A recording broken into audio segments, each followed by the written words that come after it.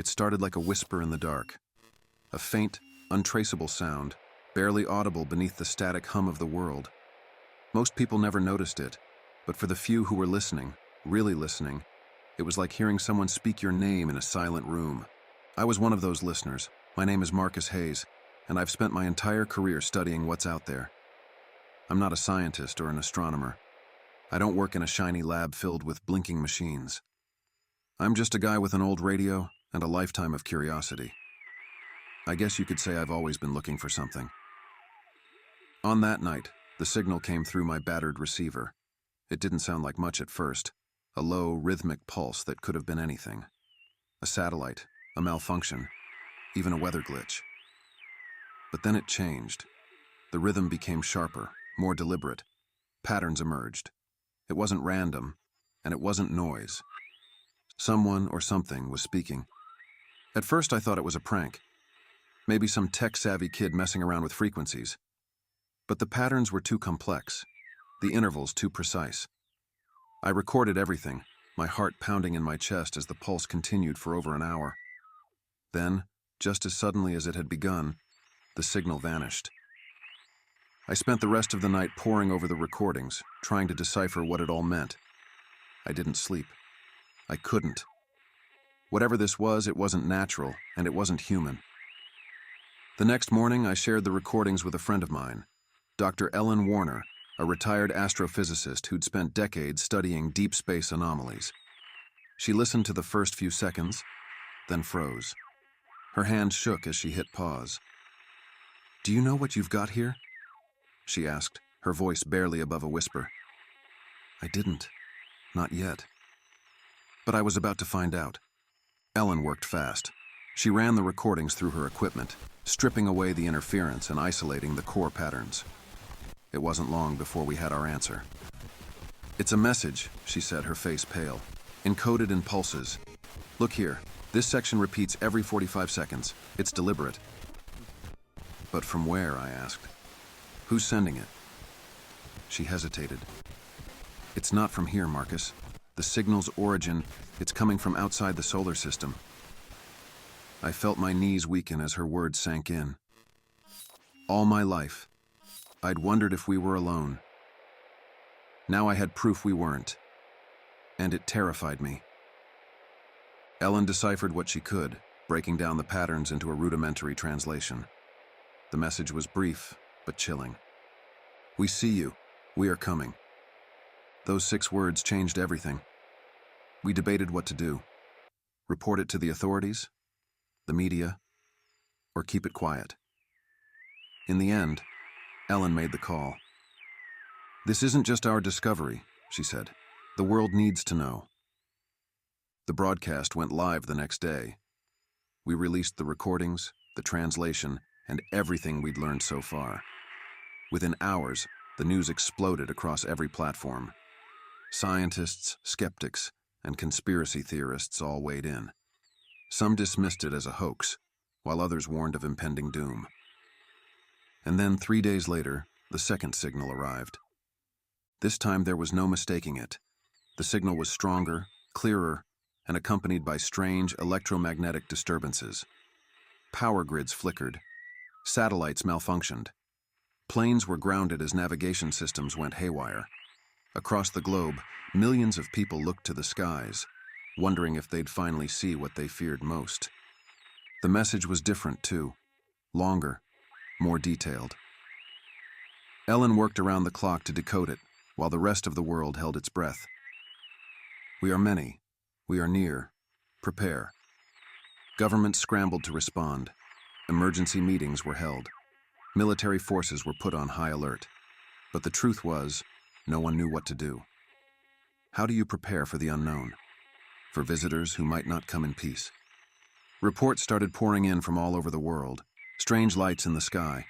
Objects moving at impossible speeds. A glowing sphere spotted above the Pacific Ocean. And then came the first confirmed sighting. It happened in a remote desert in Nevada. A farmer driving home at sunset saw something descend from the clouds, a massive metallic structure that shimmered like liquid silver. It hovered silently above the ground for several minutes before vanishing into thin air. By the time the military arrived, there was nothing left but a scorched patch of earth and a lingering hum in the air. The sightings increased in frequency, each one more bizarre than the last. A fleet of orbs over Tokyo, a colossal shadow passing over the Amazon rainforest. And then came the sound, a deep, resonant hum that seemed to emanate from everywhere and nowhere at once. It rattled windows, shook the ground, and sent animals into a frenzy. Panic spread like wildfire. Cities erupted into chaos as people rushed to stockpile food, water, and weapons. Some fled to the countryside, while others barricaded themselves indoors. The streets were filled with fear and desperation. But amidst the chaos, there were those who chose to wait, to listen, to hope. I stayed with Ellen, monitoring the signals and documenting everything. We knew it wouldn't be long before they revealed themselves completely. And when they did, the world would never be the same. It happened just before dawn. I was sitting by the window, Ellen asleep on the couch, when I saw it, a streak of light tearing across the sky. At first, I thought it was a meteor, but it was too deliberate, too controlled. The light split into dozens of smaller trails, each one carving a fiery path toward the horizon. I shook Ellen awake, my voice barely steady. "They're here." We ran outside, joining the crowd of neighbors gathering in the street. The air was electric, heavy with something I couldn't name. All around us, people pointed upward, some gasping, others crying. The trails of light grew brighter, their descent impossibly fast. Then the first one landed. It wasn't an explosion, it was more like a ripple, a shockwave that raced through the ground and into our bones. A massive structure now stood where the light had touched down, a gleaming monolith taller than anything I'd ever seen. It hummed with an otherworldly energy, its surface smooth and seamless, reflecting the dawn like a mirror. And then came the sound, a low, resonant tone that seemed to come from the monolith itself. It wasn't just a sound you heard. It was something you felt, deep in your chest. It was overwhelming, almost painful. "Marcus," Ellen whispered, clutching my arm, "there's more." All across the horizon, more monoliths were rising. In cities, in forests, in oceans, they were everywhere. Silent sentinels that had appeared without warning, without explanation. And the world stood still, caught between awe and terror. The monoliths didn't move. For hours they stood like statues, emitting that haunting hum. Theories exploded online. Scientists speculated they were communication devices or beacons. Religious leaders called them signs from God. Conspiracy theorists claimed they were weapons, designed to wipe us out. But no one knew for sure, not until the voice spoke. It started faintly, like a whisper carried on the wind. Then it grew louder, clearer, until it echoed across every corner of the planet. It wasn't a voice you could pin down. It wasn't male or female, old or young. It was something else entirely, something vast and unknowable. "We are here. We come as a test." A test. The word sent a shiver down my spine. A test of what? Our intelligence? Our strength? Our ability to survive? Before anyone could answer, the voice continued. "Your world is observed. Your actions are measured. Your survival is not guaranteed." The message was brief, but its implications were endless. The voice didn't say who they were or what they wanted. It didn't explain the purpose of the monoliths or the test. It simply left us with a choice: act or be acted upon. The days that followed were unlike anything the world had ever seen. Nations scrambled to respond, each taking a different approach. Some chose diplomacy, sending messages into the void in hopes of a reply. Others saw the monoliths as threats and launched attacks. It didn't go well. The first missile strike came from a small, militarized country. They targeted a monolith near their capital, firing a barrage of rockets into the sky. The monolith didn't budge. The rockets exploded against its surface, leaving no mark, no damage. And then, in a flash of light, the attackers vanished. Not just the soldiers, the entire city. It was gone, wiped from existence as if it had never been there. The ground where it had stood was smooth, unblemished, as though erased by a giant hand. The message was clear. Resistance was futile. But fear is a powerful thing. It overrides logic, pushes people to act against their own interests. Protests broke out in every major city, fueled by anger and desperation. People demanded answers, solutions, anything to make sense of what was happening. Governments faltered under the pressure, their leaders as clueless as the rest of us. And all the while, the monoliths stood silently, watching. Ellen and I stayed in her lab, working day and night to decipher the signals the monoliths emitted. They were faint, buried beneath layers of interference, but they were there. Pulses of information, like the first signal we'd intercepted weeks ago. "This isn't random," Ellen said one night, her eyes red from lack of sleep. "They're communicating. With each other, maybe. Or with us." "But what are they saying?" I asked. She shook her head. "I don't know. But whatever it is, it's important." As we worked, the world outside grew darker. Resources dwindled. The economy collapsed. People turned on each other, fighting over food, water, and shelter. The monoliths had become the focal points of chaos, surrounded by crowds demanding answers or salvation. Some groups began to worship them, believing the visitors were gods come to save or judge us. Others saw them as invaders, threats to be destroyed at any cost. The divisions grew sharper, the violence more widespread. And through it all, the voice returned, always the same message. "We are here, we come as a test." The world waited, breath held, for something to happen.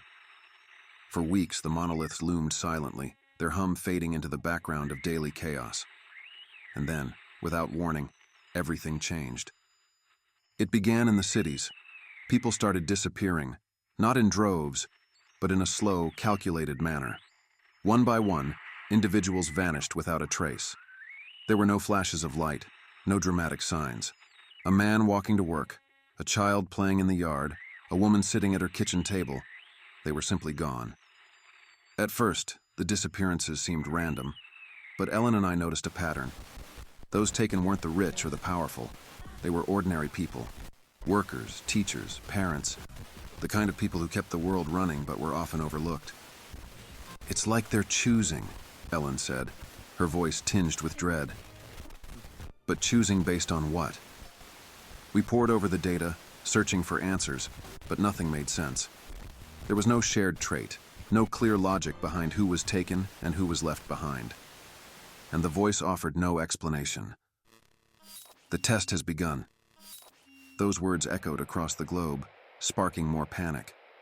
What was the test? What were the rules? No one knew, and the uncertainty was its own form of terror. The disappearances sparked a wave of paranoia. Friends turned on each other, neighbors accused neighbors, and governments scrambled to maintain control. Conspiracy theories spread like wildfire, each more outlandish than the last. Some believed the monoliths were abducting people to study them, like lab rats. Others claimed it was divine judgment, a reckoning for humanity's sins. Still others thought the disappearances were a prelude to invasion, that the missing were being neutralized to weaken our defenses. No one knew the truth, and that ignorance tore the world apart. Cities became battlegrounds. Militias formed, promising protection from an enemy no one could see. Governments declared martial law, deploying troops to keep order. But it was like trying to hold back a tidal wave with a paper cup. And then, just when it seemed the chaos couldn't get any worse, the monoliths changed. Their surfaces, once smooth and reflective, began to ripple like water. Symbols appeared, glowing faintly before fading away. The symbols were alien, impossible to decipher, but they appeared on every monolith across the globe. Ellen stared at the screen, her brow furrowed. "They're trying to tell us something." "Or warn us," I said. The symbols weren't static. They shifted and rearranged themselves, forming new patterns that seemed almost mathematical. Ellen worked tirelessly, using every tool at her disposal to decode them. She believed the symbols were a language, a way for the visitors to communicate directly. "Look at this," she said one night, pointing to her monitor. "These patterns, they're repeating across all the monoliths. They're connected." I leaned in, squinting at the screen.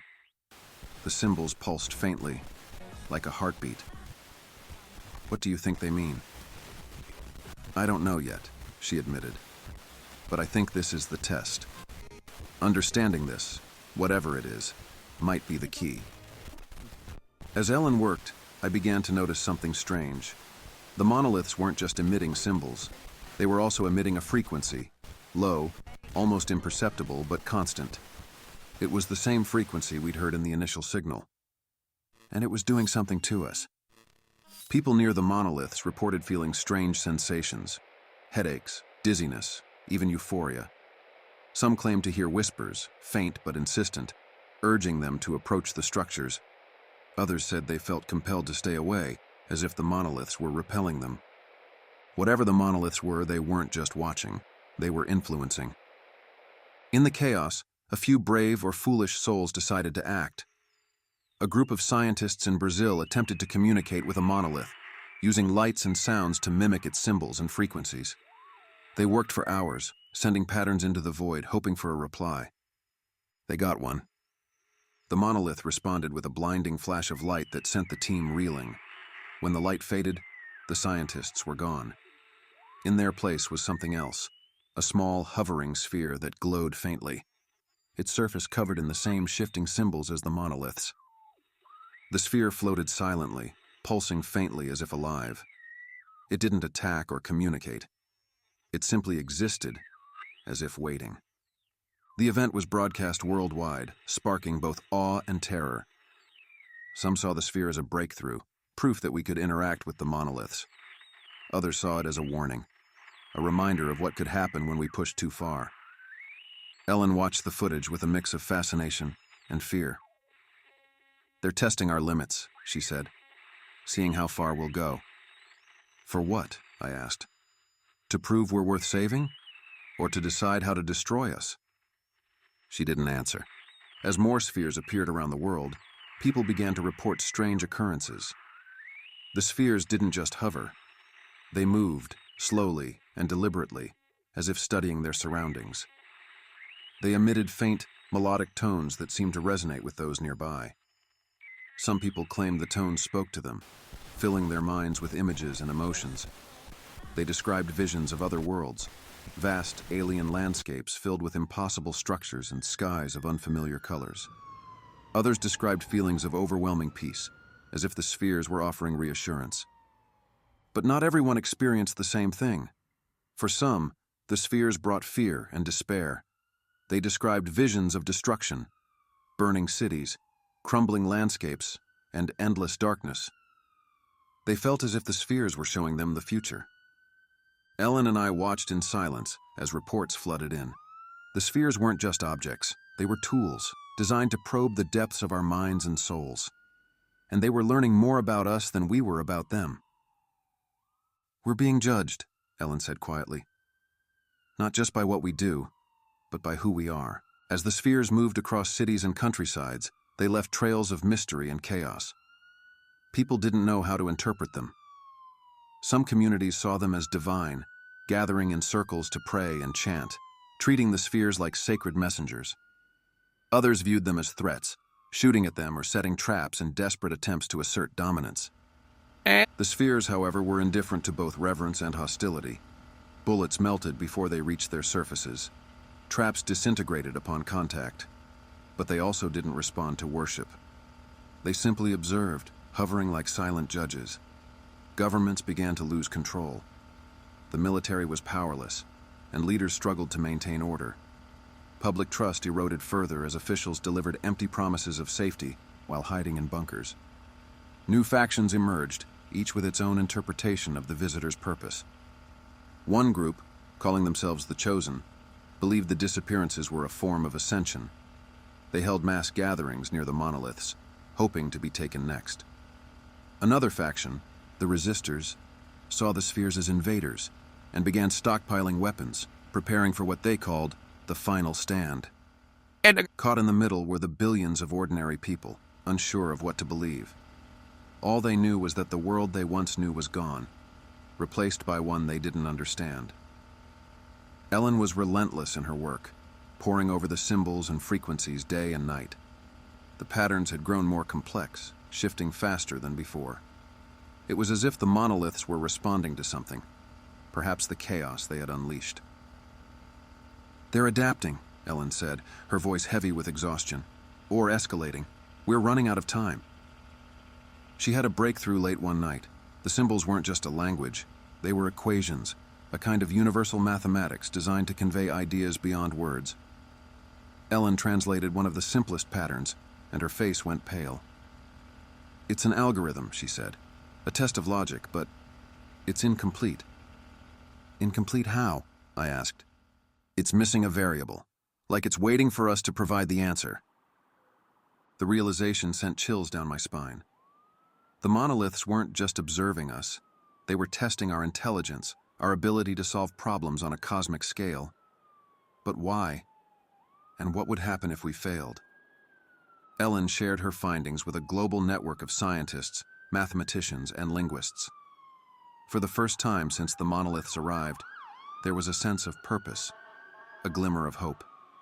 The brightest minds from every corner of the world worked together, pooling their knowledge to decode the symbols and find the missing variable. But the effort wasn't without challenges. Political leaders wanted to control the information, fearing that solving the test would give one nation an advantage over the others. In some countries, scientists were arrested, their work confiscated. In others, governments simply ignored the problem, focusing instead on maintaining power. Despite the obstacles, the team pressed on. They called themselves the Solvers, a coalition united by the belief that understanding the monoliths was humanity's only chance for survival. Ellen became one of their leaders, her voice steady and resolute even as the world crumbled around her. This isn't about nations or politics, she said during a broadcast. It's about us, all of us.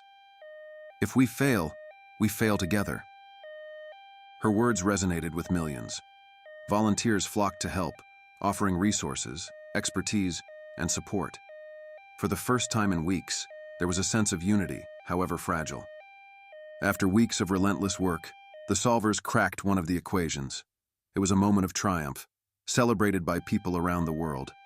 But the celebration was short-lived. The moment the solution was transmitted to a monolith, it responded with a deafening hum that shook the ground. A blinding light erupted from its surface, shooting into the sky and vanishing into the stars. For a few tense minutes, nothing happened. And then the disappearances stopped. Across the globe, people breathed a collective sigh of relief. The monoliths remained, but their hum grew softer, less oppressive. It was as if they were acknowledging the achievement, granting humanity a reprieve. But Ellen wasn't convinced. This isn't the end, she said. It's just the beginning. She was right. The voice returned the next day, louder and clearer than before. This time, it wasn't a message. It was a question. What is your purpose? The question was simple, yet it echoed with a weight that felt impossible to answer. People debated its meaning endlessly. Philosophers, theologians, and scientists all offered interpretations, but no consensus emerged. Ellen believed the question wasn't meant for governments or institutions. It was meant for humanity as a whole. They want to know what drives us, she said, what we stand for. But how could one species divided by borders and beliefs provide a singular answer? The question deepened the divisions in the world. Every group had its own response. The chosen claimed humanity's purpose was to serve higher beings. The resistors argued that survival was the only purpose that mattered. Other groups offered answers rooted in religion, science, or philosophy. The monoliths didn't react to any of the responses. They simply watched, their symbols shifting more rapidly than ever. Ellen worked tirelessly, analyzing the symbols for clues. She believed the monoliths were waiting for an answer that wasn't just spoken or written, but demonstrated. They're testing our actions, she said, not just our words. One nation, frustrated by the lack of progress, decided to act alone. They launched a coordinated strike against the monoliths, using advanced weaponry they had secretly developed. The attack was devastating, leveling entire cities in its wake. But the monoliths remained unharmed. The retaliation was swift. A monolith emitted a wave of energy that swept across the nation, erasing everything in its path. Entire regions were left barren, their people gone. The message was clear. The test wasn't just about intelligence. It was about unity, restraint, and cooperation. The destruction of an entire nation sent shockwaves across the globe. Governments scrambled to contain the panic, but their efforts were futile. People no longer trusted their leaders, who had failed time and time again to protect them. The streets filled with protests, riots, and mass migrations as billions sought refuge from a threat no one could escape. Ellen and I stayed close to the lab, our small island of order in an ocean of chaos. The solvers pressed on, decoding the monolith's symbols one by one. Each solution brought small but meaningful changes. Power grids stabilized, disappearances ceased entirely. The air itself seemed clearer, lighter. But with each victory came a heavier burden. The voice asked harder questions. Questions that couldn't be answered with numbers or equations. What do you value most? What would you sacrifice to preserve it? The questions were broadcast worldwide, translated into every language, embedded in every device. People couldn't escape them. And as they pondered the answers, divisions grew deeper. For some, the answers were simple: family, faith, survival. For others, the questions exposed painful truths about greed, power, and inequality. Humanity wasn't just being tested, it was being forced to confront itself. The next major breakthrough came from an unexpected place, a small farming community in the Midwest. Isolated from the chaos of the cities, they had focused on one thing: survival. They bartered, shared resources, and worked together, embodying the cooperation Ellen had spoken about. Their collective actions caught the attention of a nearby monolith. It began to emit a different frequency, one that resonated across the entire region. The solvers analyzed the data and discovered something astonishing. "The monolith is responding to them," Ellen said, her voice tinged with awe. "It's approving." But the approval came with a cost. One night, the monolith activated. A beam of light enveloped the entire community, and when it faded, they were gone. The land where they had lived was untouched, as if they had simply vanished. News of the event spread quickly. Some saw the community as martyrs, sacrificing themselves for the greater good. Others saw it as a warning, proof that the monoliths demanded more than cooperation. They demanded submission. For Ellen, it was something else entirely. "They didn't just vanish," she said. "They were chosen." "Chosen for what?" I asked. "To continue the test," she replied. "Somewhere we can't see." The disappearance of the farming community deepened the fractures in humanity. People began to see the monoliths as arbiters of morality, but no one could agree on what that morality was. Some believed they needed to prove their worth through acts of kindness and sacrifice. Others thought strength and defiance were the only answers. Religious leaders declared the monoliths were angels or demons, sent to test humanity's faith. Scientists argued they were advanced beings measuring our civilization's progress. Politicians used them to justify oppressive policies, claiming they were protecting the people. And through it all, the voice continued its relentless questions. What does it mean to lead? What is the cost of failure? Ellen believed the questions were meant to guide us, not divide us. But as she worked tirelessly to decode the symbols, I could see the toll it was taking on her. She barely ate, barely slept, consumed by the weight of the task. "Marcus," she said one night, her voice barely above a whisper, "what if we're the wrong ones to answer these questions?" One night, as the world teetered on the edge of collapse, the monoliths acted again. This time their symbols pulsed in unison, sending waves of energy across the globe. Those who were near the monoliths experienced something extraordinary, a vision. Ellen and I were among them. The vision was unlike anything I'd ever experienced. It wasn't just images or sounds. It was a feeling, a deep, visceral understanding of something far greater than myself. I saw vast alien landscapes, endless skies filled with stars, entire civilizations rising and falling, their stories etched into the fabric of the universe. But I also saw Earth. I saw us, our triumphs and failures, our beauty and flaws. I saw how connected we were, how every action rippled outward, affecting everything around us. And then I heard the voice. "Choose." When the vision ended, I was on my knees, tears streaming down my face. Ellen was beside me, her eyes wide with a mixture of awe and fear. "They're showing us," she said. "What's at stake? What we could become, or what we could lose." The vision spread like wildfire, shared by those who had experienced it and described by those who hadn't. It united humanity, if only briefly, in the realization that our actions had consequences far beyond our understanding. But the monoliths weren't done. The voice returned, louder and more insistent than ever. "What is your purpose?" The question hung in the air, demanding an answer. This time there was no room for debate, no hiding behind theories or ideologies. Humanity had to decide, collectively, what it stood for. Ellen gathered the solvers for one final push. They worked day and night, decoding the remaining symbols, piecing together the monolith's message. And as they worked, the world began to change. Communities banded together, sharing resources and knowledge. People who had once been enemies found common ground. Even the factions, the chosen, the resistors, began to see each other not as rivals, but as pieces of the same puzzle. And then, finally, the solvers found the answer. The breakthrough came in the early hours of the morning. Ellen and the remaining solvers had been working non-stop, fueled by equal parts exhaustion and determination. The final sequence of symbols had fallen into place, revealing not just an answer, but a statement, a declaration of what the monoliths had been testing all along. Ellen called me over, her voice trembling.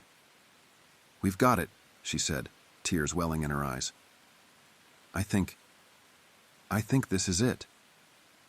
The answer wasn't about intelligence, power, or even survival.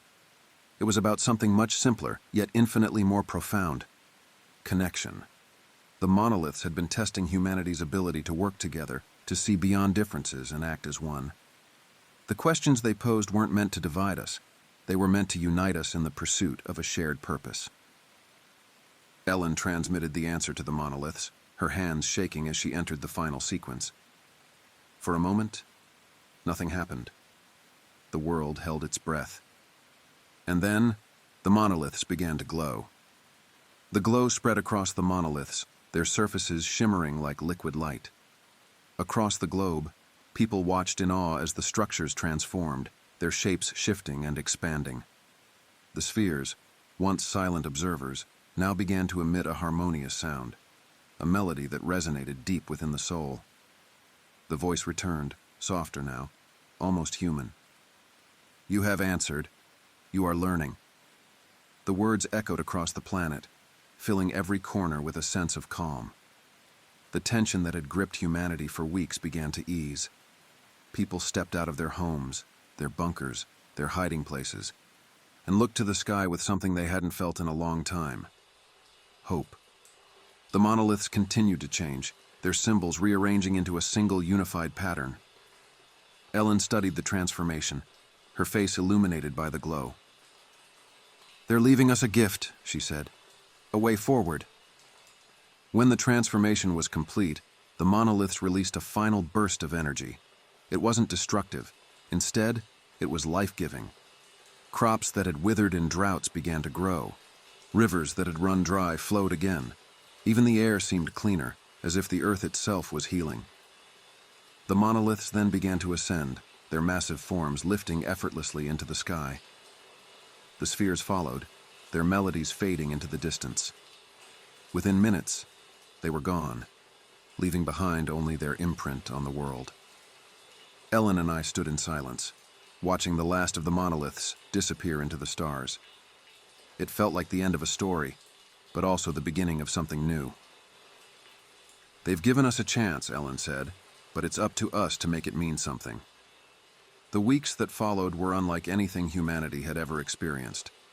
The scars of the invasion were still visible: destroyed cities, fractured governments, lives lost. But the monoliths had left behind a blueprint for rebuilding. Embedded in their final transformation were instructions, complex but decipherable, for creating a sustainable, equitable society. It wasn't a perfect solution, but it was a start. Communities took the lead, working together to implement the changes. Renewable energy systems replaced fossil fuels. Education became a universal priority, with knowledge shared freely across borders. Even the concept of borders began to fade, replaced by a growing sense of global unity. The disappearance of the monoliths also brought closure to the families of those who had vanished. Though they never returned, there was a sense that they had been part of something greater, a sacrifice that had helped humanity earn its second chance. Months later, Ellen and I sat on the hill outside her lab, watching the sunset. The world was still far from perfect, but it was healing. People were healing. "Do you think they'll come back?" I asked. Ellen smiled faintly. "Maybe. Or maybe they're watching from somewhere we can't see." We sat in silence for a while, the weight of everything we'd been through settling into the quiet. And then, as the first stars appeared in the sky, Ellen turned to me. "They asked us so many questions," she said, "but there's one we never got to ask them." "What's that?" She looked back at the sky, her eyes filled with wonder. "Why did they care?" The monoliths and spheres were gone, but their impact remained. Humanity had been tested, judged, and ultimately given a chance to grow. The answers weren't easy, and the wounds would take time to heal. But for the first time in centuries, there was a sense of shared purpose. And somewhere, in the vast expanse of the universe, the beings who had tested us watched and waited. They had given us the tools to build a better world, but the rest was up to us. As I write this, I think about the message they left behind. A single, glowing symbol etched into the ground, where the monoliths had stood. It's a simple shape, one that scientists and artists alike have struggled to interpret. To me, it looks like two hands reaching for each other. Maybe that's all it's ever been about. Connection. The symbol, the two hands reaching for each other, became the rallying point for humanity. It was etched onto banners, drawn in chalk on streets, and tattooed on the skin of those who believed in its meaning. For some, it was a reminder of how close we had come to destruction. For others, it was a promise of what we could achieve together. Governments began to rebuild, but not as they had before. The blueprint left by the monoliths became a guide for a new kind of society. Resources were shared more equitably, with a focus on sustainability and cooperation. Policies shifted away from short-term profits toward long-term survival. Nations that had once been rivals now worked as partners. The lessons of the test weren't forgotten. Humanity understood that unity wasn't just an ideal, it was a necessity. Despite the progress, the scars of the invasion ran deep. The disappearances left countless families grieving, their loved ones gone without explanation or closure. Even as the world moved forward, these losses hung heavy in the air. Ellen spent weeks compiling data on the missing. She believed their fate was tied to the monolith's purpose, but the answer remained elusive. No one knew where they had gone or why. One day, as we sifted through old recordings of the monolith's signals, Ellen paused the playback. "Listen," she said, pointing to a faint hum beneath the main transmission. I leaned in, straining to hear. The sound was subtle, almost imperceptible, but it was there, a rhythmic pulse that felt strangely familiar. "It's them," Ellen said. "The missing. They're still out there." The discovery reignited hope for those who had lost everything. If the missing were still alive, perhaps they could be found. A global effort began to analyze the faint pulse, using every available technology to trace its origin. It wasn't easy. The pulse was weak, scattered across multiple frequencies, and buried under layers of interference. But slowly, patterns emerged. The pulse wasn't random. It was a signal, sent from somewhere far beyond Earth. Ellen and the solvers worked tirelessly, decoding fragments of the signal. Each breakthrough brought new questions. What was the purpose of the signal? Who was sending it? And why now? As the pieces came together, one thing became clear. The missing weren't just out there. They were trying to communicate. Months passed before the first message was decoded. It was brief but unmistakable, a voice, faint but recognizable, calling out from the void. "We are here. We are learning." The voice was human. The revelation sent shockwaves across the globe. The missing weren't prisoners or victims. They were participants in a new kind of test, one conducted on a scale humanity could barely comprehend. They had been taken to learn, to grow, and perhaps to build something even greater than what had been left behind. Ellen believed the signal was a two-way channel. If the missing could send messages, we could reply. She worked with the solvers to craft a response, one that encapsulated everything humanity had learned since the monoliths arrived. When the message was ready, it was broadcast into the void. We are here. We are ready. The reply came faster than anyone expected. A beam of light appeared in the night sky, brighter than anything we'd ever seen. It descended slowly, touching down in the same places where the monoliths had stood months before. But this time, it wasn't a monolith. It was a doorway. Ellen and I were there when the first doorway opened. The light was blinding, but as it faded, we saw figures emerge. At first, we thought they were aliens, tall, slender forms with strange, glowing features. But as they stepped closer, we realized the truth. They were human, changed, but unmistakably human. The missing had returned. The return spoke of worlds beyond imagination, of places where time and space bent in ways we couldn't comprehend. They described vast cities of light, endless fields of stars, and beings who had guided them through the process of transformation. They weren't the same as when they'd left. Their bodies were stronger, their minds sharper. They could communicate without speaking, their thoughts flowing effortlessly into ours.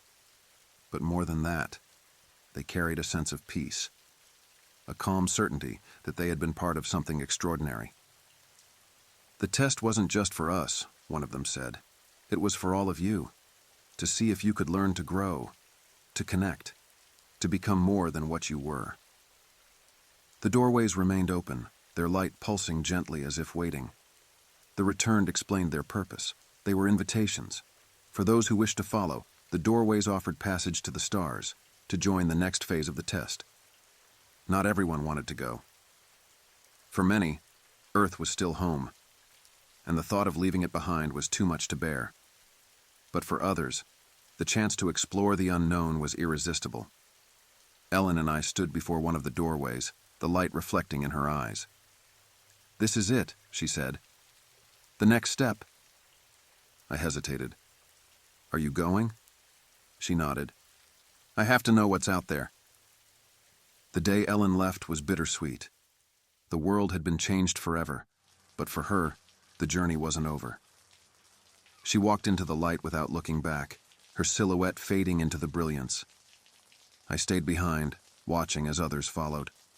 Farmers, teachers, scientists, people from all walks of life stepped into the unknown, their faces lit with hope. The doorways remained open for weeks, their glow a constant reminder of what lay beyond. And then, one by one, they faded, leaving only the quiet earth behind. In the years that followed, the world continued to rebuild. The lessons of the monoliths and the test were never forgotten. Humanity had been given a second chance, and though the path wasn't easy, we walked it together. The stars became more than distant lights. They were symbols of what we could achieve, of the connection that bound us to something greater. And though Ellen was gone, her work lived on. She had always believed that humanity's greatest strength was its ability to adapt, to learn, to reach for something more. She was right. Years passed since the last doorway closed. The world that once teetered on the brink of destruction was now thriving. The blueprint left by the monoliths had reshaped societies, fostering cooperation and resilience.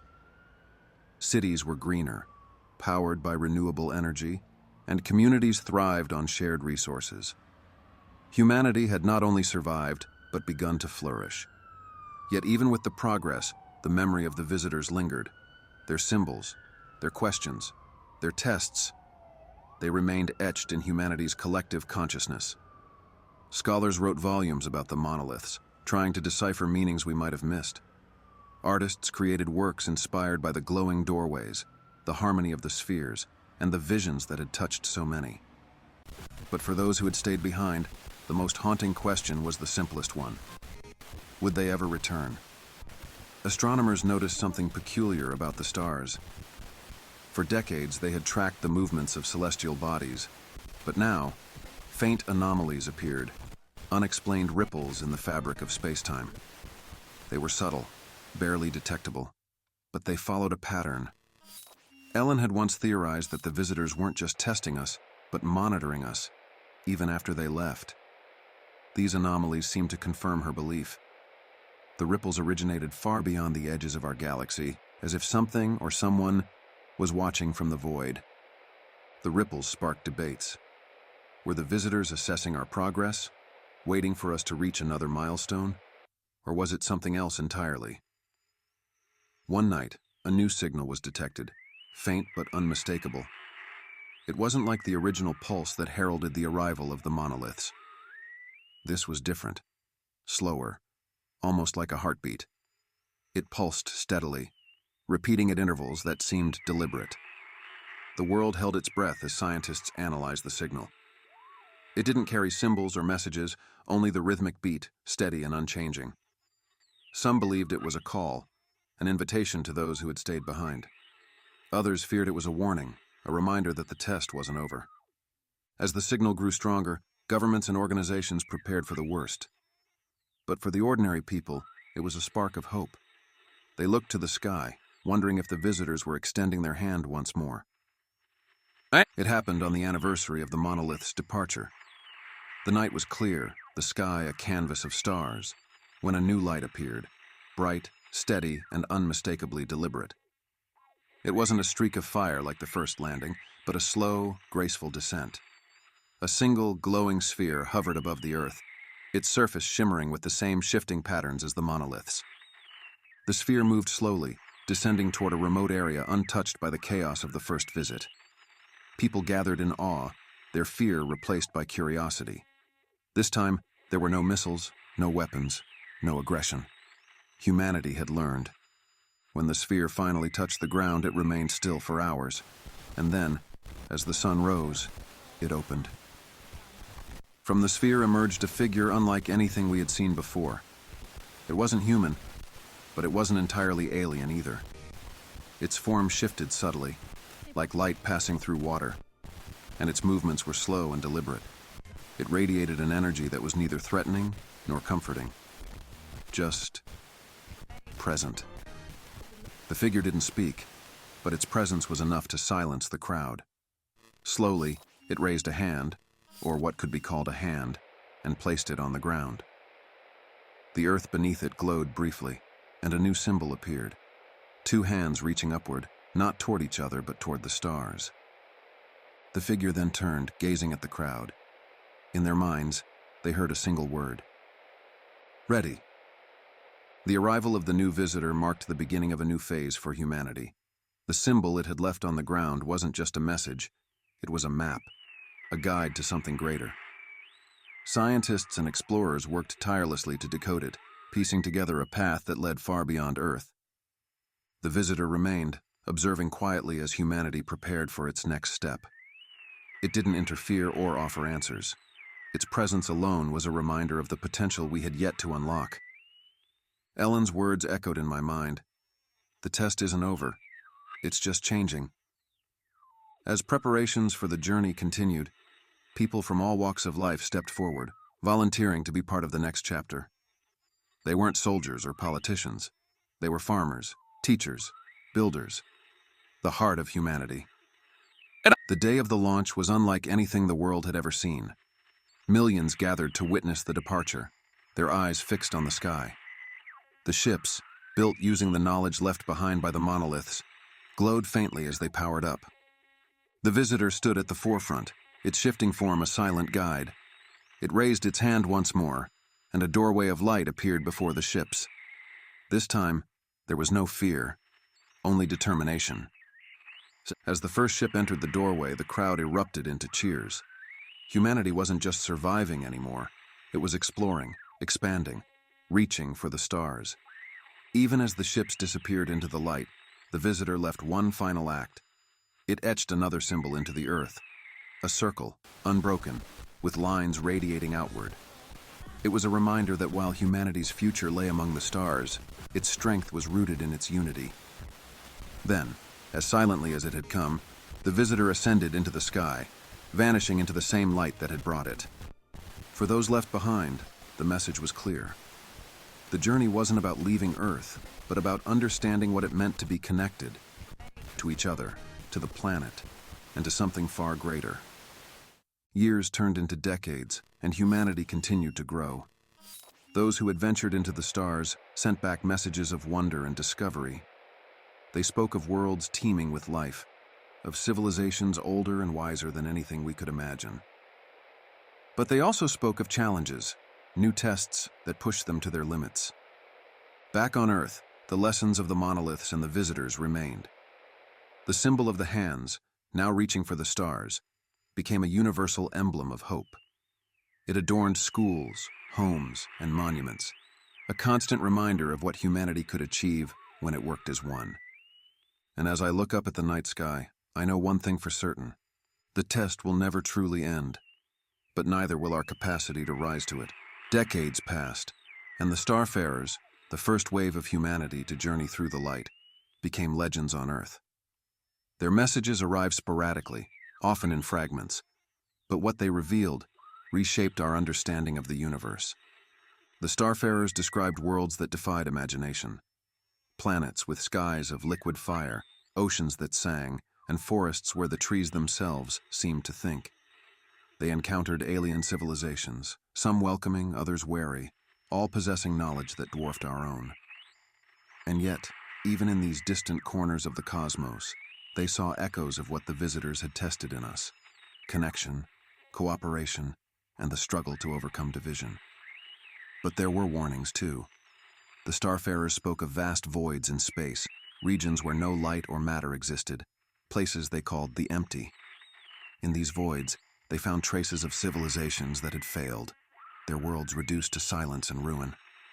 It was a stark reminder of what was at stake, not just for Earth, but for every world touched by the visitors' questions.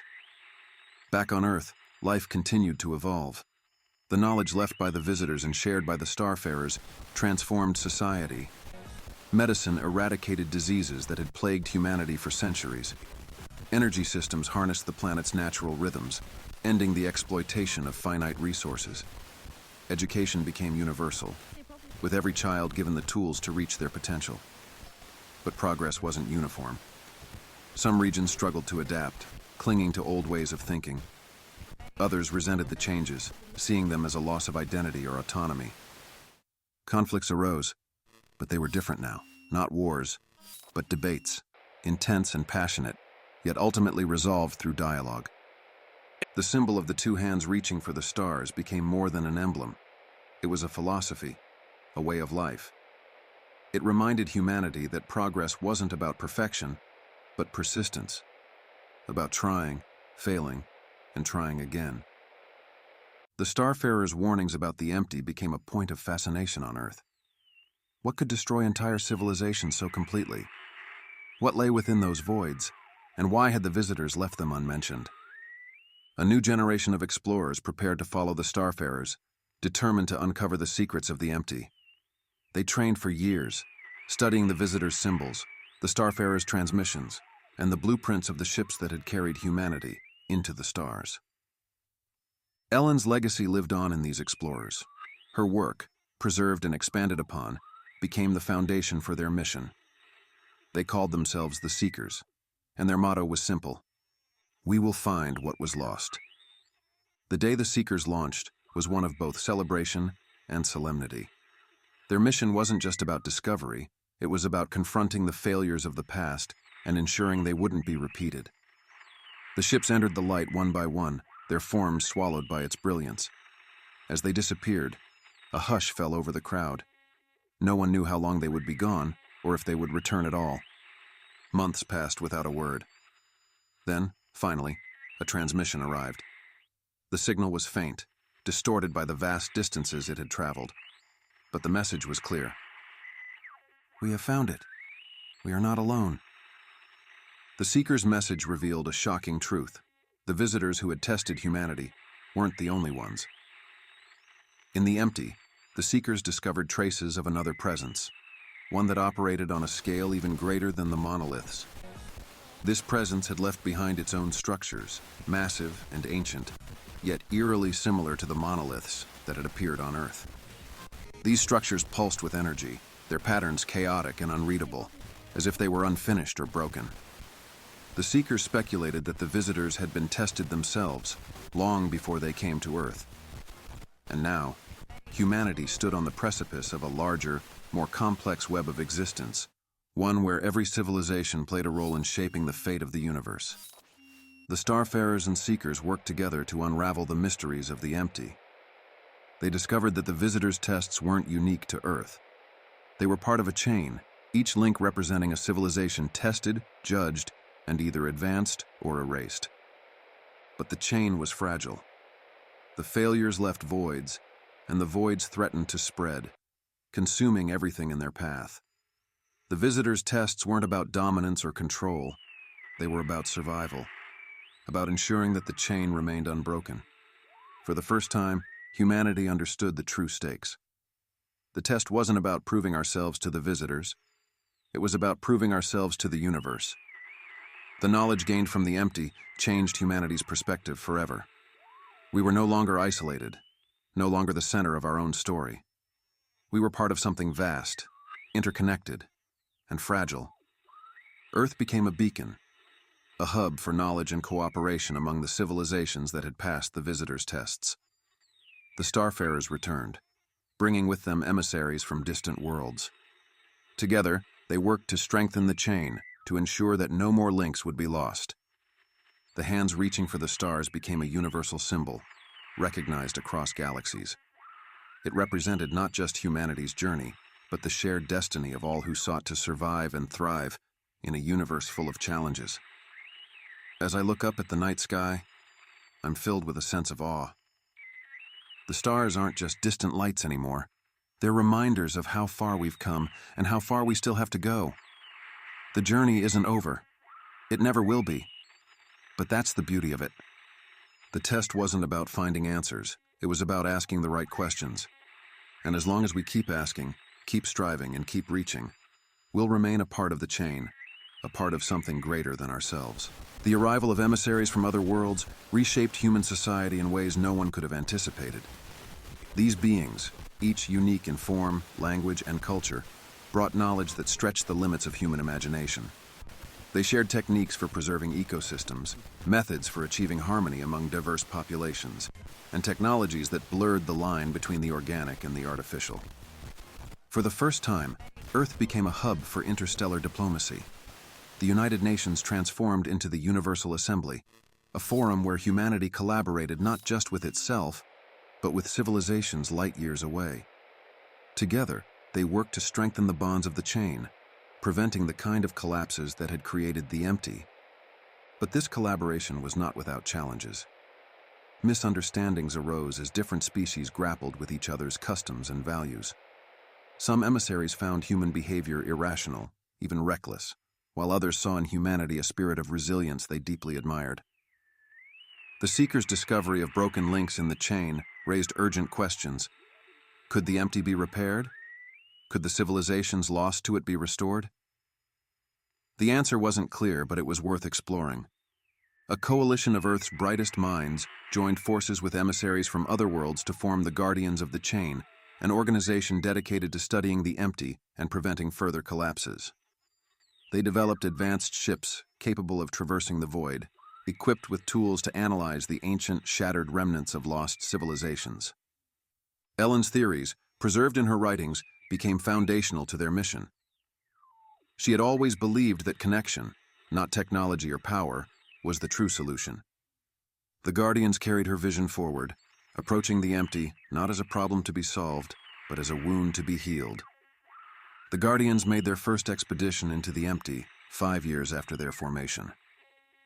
Their ship, the Concorde, was the most advanced vessel ever constructed, designed to navigate the chaotic energies of the void. As they entered the expanse, the crew experienced a strange phenomenon. The space around them wasn't silent. It was filled with echoes, faint and fragmented, like whispers on the edge of perception. These echoes weren't random. They carried patterns, traces of thought and memory. One of the emissaries, a being who communicated through harmonic vibrations, recognized the patterns as remnants of a consciousness, fragments of a civilization that had been absorbed into the empty. "They're still here," the emissary said, its tones resonating with both sorrow and hope. "Pieces of them remain." The Guardians returned to Earth with their findings, igniting a new wave of research. If fragments of consciousness could survive in the empty, then perhaps those civilizations weren't entirely lost. A project was launched to decode the echoes, piecing together the identities and knowledge of those who had vanished. The project, named the Echo Initiative, united scientists, philosophers, and artists from across the galaxy. They worked tirelessly to translate the patterns, transforming whispers into voices and voices into stories. Over time, fragments of entire cultures began to emerge. Art, language, music, and history reconstructed from the void. The first successful reconstruction came from a civilization called the Kalar, who had disappeared millennia ago. Their knowledge of bioengineering and planetary harmony became a gift to all, their voices a testament to the resilience of existence. Even as the Echo Initiative made progress, new threats emerged. The universe was vast, and not every civilization welcomed the idea of collaboration. Some feared the changes the visitors had brought, clinging to isolationism and power. Others sought to exploit the chain for their own gain, seeing it as a hierarchy to dominate rather than a network to nurture. The Guardians faced sabotage and resistance, both from within and without. On one mission, the Concorde was ambushed by a rogue fleet, nearly destroyed in the process. The attackers left no message, only destruction, a stark reminder that unity was still a fragile ideal. But the Guardians persevered. They understood that the test wasn't just about passing, it was about continuing to try, even in the face of failure. The most extraordinary breakthrough came decades later. The Echo Initiative decoded a signal so complex, so profound, that it left the researchers speechless. It wasn't just fragments of a lost civilization.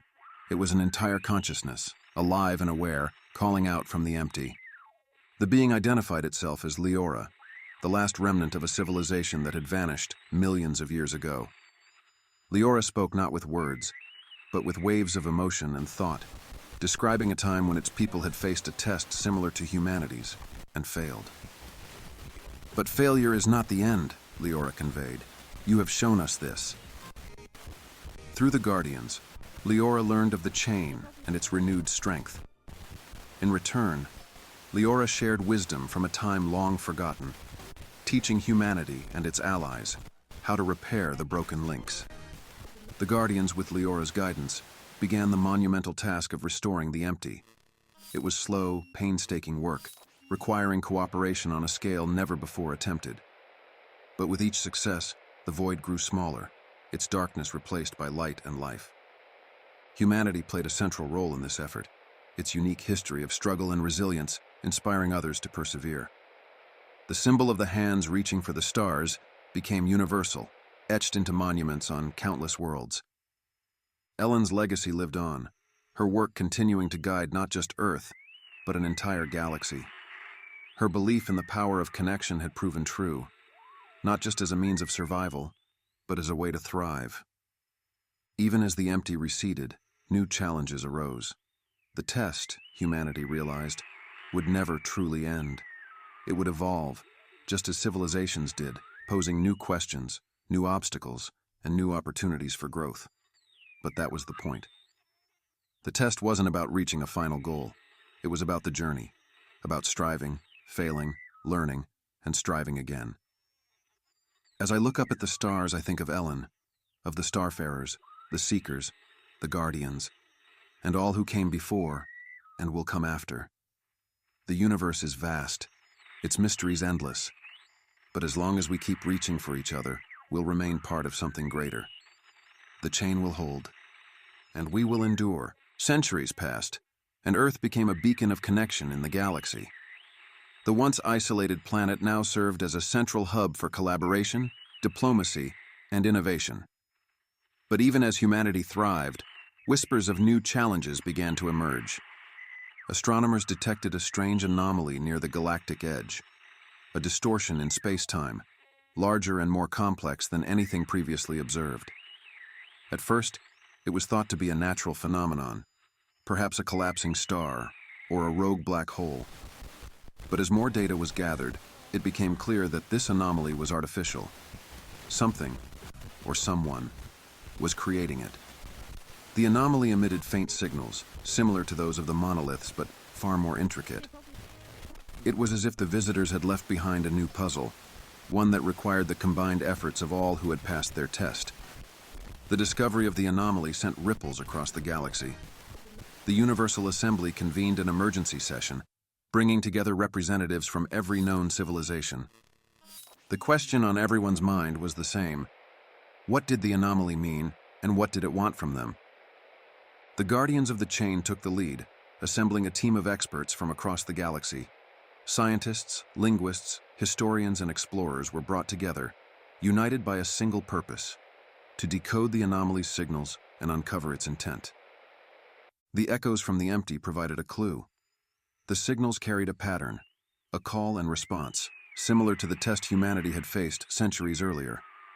But this time the questions were directed not at a single civilization, but at the galaxy as a whole. What have you learned? The question was simple, but its implications were profound. It wasn't just about survival or connection. It was about growth, about what the galaxy had become since the visitors first arrived. To approach the anomaly, the Guardians constructed a fleet of ships, each representing a different world and culture. The fleet was named the Lumina, a symbol of the light they hoped to bring to the unknown. The journey to the galactic edge took years, but the crew remained steadfast. Along the way, they encountered challenges that tested their unity: unmapped star systems, rogue asteroids, and even remnants of civilizations that had failed their tests. These encounters served as reminders of the stakes they faced and the importance of their mission. When the Lumina finally reached the anomaly, the crew was struck by its sheer scale. It wasn't just a distortion. It was a gateway, shimmering with energy and pulsating with the same rhythmic hum as the monoliths. As the fleet approached the gateway, it became clear that entering it would be a one-way journey. The energy it emitted was unstable, and there was no guarantee they could return. Despite the risks, volunteers stepped forward. Among them was Leah, a linguist from Earth who had dedicated her life to studying the symbols of the monoliths. She believed that the gateway wasn't just a test. It was an opportunity to understand the visitors on a deeper level. "The visitors didn't just test us," Leah said during the final briefing. "They invited us to join them. This is our chance to accept that invitation." With the fleet's blessing, Leah and her team boarded a smaller vessel and entered the gateway. On the other side of the gateway, the team found themselves in a space unlike anything they had ever imagined. It wasn't a void, but a realm of pure energy, filled with shifting colors and shapes that seemed to defy the laws of physics. At the center of this realm stood a structure, a massive sphere, its surface covered in symbols that glowed faintly. The sphere pulsed with life, as if it were both a machine and a living being. Leah approached the sphere cautiously, her heart pounding. As she drew closer, the symbols began to shift, forming patterns she recognized from the monoliths. The sphere was speaking to her, not with words, but with meaning. "Show us." The sphere began to display images, not of the galaxy but of Earth. It showed humanity's journey from isolation to unity, its struggles and triumphs, its failures and growth. The images were vivid, as if the sphere was pulling them directly from Leah's mind. But the sphere didn't stop there. It began to show the journeys of other civilizations, their tests, their lessons, their contributions to the chain. It was a tapestry of existence, woven from the threads of countless worlds. As Leah watched, she realized the truth. The sphere wasn't just observing. It was recording, preserving the collective memory of every civilization that had passed the test.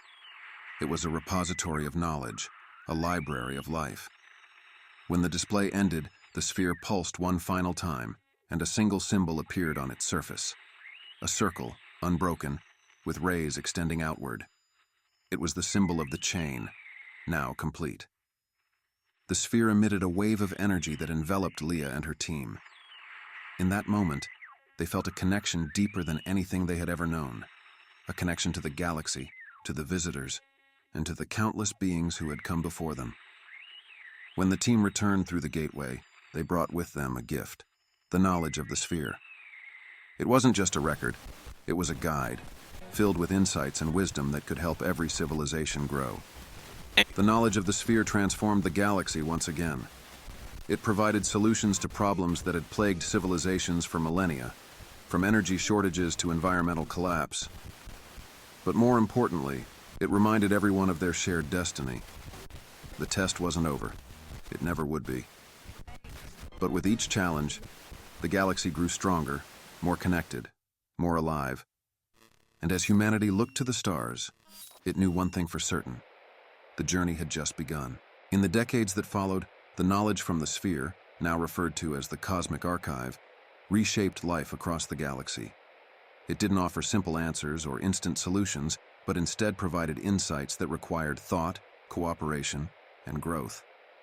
Civilizations used the archive to strengthen their worlds, repair the chain, and deepen their connections.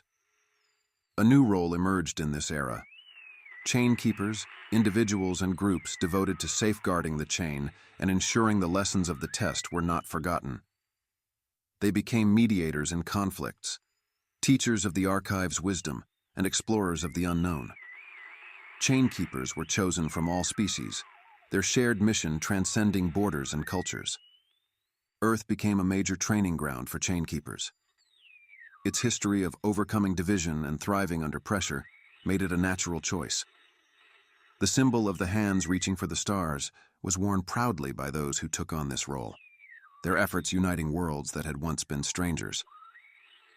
As the chain keepers expanded their influence, new discoveries from the cosmic archive began to surface. One entry, hidden deep within the sphere's data, described a civilization older than any yet known, the AORLD. They had thrived long before the chain was established, creating wonders that even the visitors might have envied. But the AORLD had vanished, leaving behind only ruins and a cryptic warning embedded in the archive. Beware the shadow between stars. The message was vague, but it spoke of a force unlike anything the galaxy had encountered. Unlike the empty, which represented the collapse of civilizations, the shadow was described as active, a consuming presence that sought to disrupt the chain entirely. The chain keepers debated the meaning of the warning. Was it a metaphor, a cautionary tale, or a real threat, lying dormant in the void? Years after the warning was uncovered, astronomers detected a new signal. Unlike the harmonious patterns of the visitors or the echoes from the empty, this signal was chaotic, filled with sharp bursts of energy and irregular rhythms. It came from a region of space known for its instability, a cluster of dying stars at the edge of the void. The signal defied analysis. Every attempt to decode it resulted in corrupted data or equipment failures. Some believed it was nothing more than cosmic noise, but the chain keepers were not so sure. The timing, coupled with the warning from the AORLD, was too coincidental to ignore. A decision was made. An expedition would be sent to the source of the signal. The ship, the Horizon, was built specifically for the mission, equipped with technology derived from the archive and piloted by a crew of chain keepers from across the galaxy. The Horizon's journey was fraught with danger. The cluster of dying stars was surrounded by gravitational anomalies, radiation storms, and pockets of darkness that seemed to swallow light itself. The crew navigated these obstacles with a mix of skill and luck, driven by the knowledge that their mission could determine the fate of the chain. As they approached the source of the signal, the crew began to experience strange phenomena. Time seemed to distort. Hours stretched into days, and moments passed in an instant. Shadows moved where there was no light, and whispers filled the air, speaking in languages no one recognized.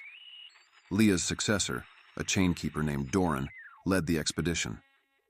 A linguist and historian, Doran believed the phenomena were a form of communication, similar to the visitors' questions but darker, more fragmented.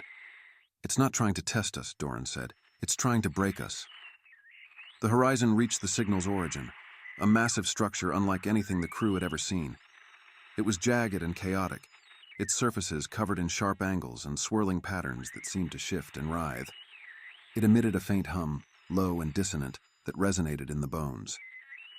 The structure pulsed with energy, but it wasn't the warm, harmonious energy of the monoliths. This was cold, invasive, and unsettling. The crew dubbed it the Obsidian Spire. As they approached, the whispers grew louder, filling the ship with voices that seemed to come from everywhere and nowhere. The voices spoke of despair, isolation, and failure, echoes of civilizations that had been consumed by the shadow. Doran and a small team disembarked to investigate the spire. As they entered, they found themselves in a labyrinth of shifting corridors and dark reflective surfaces. The walls seemed alive, pulsating with a rhythm that matched their own heartbeats. The spire tested them, not with puzzles or questions, but with their own fears and doubts. It showed them visions of failure, betrayal, and loss, forcing them to confront their darkest memories. Some of the team faltered, their resolve shaken. Others pressed on, driven by the knowledge that their mission was bigger than themselves. At the heart of the spire, they found its core, a swirling mass of energy, black and silver, contained within a fractured sphere. The energy lashed out as they approached, filling their minds with a single chilling message. The chain will break. Doran refused to accept the message. Drawing on the wisdom of the cosmic archive and the strength of the Chainkeeper's unity, he and his team worked together to stabilize the fractured sphere. They used the light within themselves, their connection to each other, their shared purpose, to counter the spire's darkness. It wasn't easy. The spire resisted, its energy growing more violent with each passing moment. But the team's resilience held firm, their unity acting as a shield against the chaos.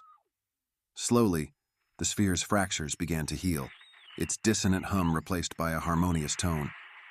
When the sphere was whole again, the spire began to collapse.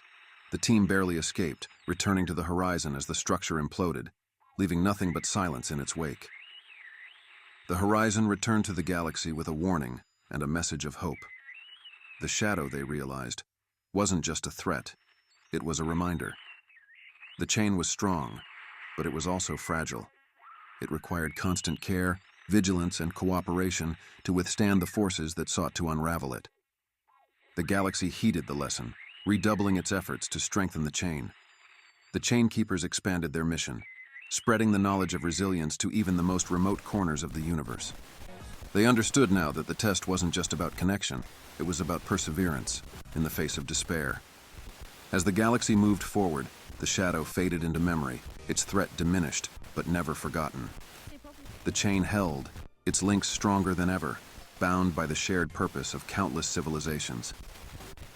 But the journey was far from over. The stars still held secrets, and the universe still posed questions that no one could yet answer. And so, humanity and its allies continued to reach, for each other, for the stars, and for the infinite possibilities that lay beyond. The test wasn't a challenge to overcome, it was a journey to embrace. And as long as the chain endured, so too would hope. Even as the galaxy thrived, the weight of maintaining the chain began to grow. New civilizations joined, each bringing unique strengths and challenges. But with growth came complexity, and with complexity came conflict. Disputes over resources, philosophical differences, and cultural misunderstandings occasionally threatened the unity the chain required to survive. The Chainkeepers, now numbering in the thousands, became mediators in these conflicts. Their role expanded beyond exploration and preservation. They were teachers, diplomats, and healers. Yet their task was never-ending, and the strain began to show. Some civilizations questioned the chain's value, arguing that it demanded too much from its members. Others resisted the lessons of the cosmic archive, clinging to old ways that prioritize self-interest over collective good. And then, the whispers returned. Decades after the Obsidian Spire's collapse, a new signal emerged, this time from deep within the empty. Unlike the chaotic burst that had led to the spire, this signal was steady and rhythmic, almost melodic. It carried a pattern that was eerily familiar, reminiscent of the visitor's symbols, but with a darker undertone. The signal's origin was traced to a region of the empty that had previously been inaccessible, a dead zone where light and sound seemed to vanish. The guardians of the chain deliberated for weeks, debating whether to investigate.